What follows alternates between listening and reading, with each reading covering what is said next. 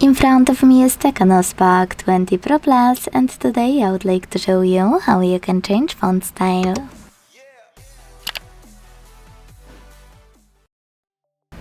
First of all, you need to launch Settings and scroll to tap on Personalization.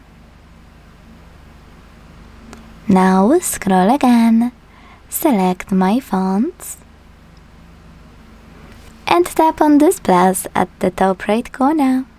This way you can get access to all of those font styles. Tap on the best one for you and get it by tapping on Download.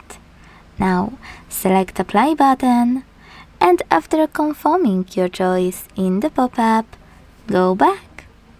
So when I do that, as you can see, style of my font has changed. Now, if you ever want to go back to your default font style or any other downloaded one, just enter the same section of your settings. Then tap on one of those, default, and all of your downloaded ones will be listed here. Choose Apply and hit OK.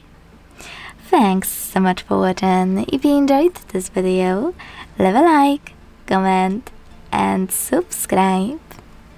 Bye!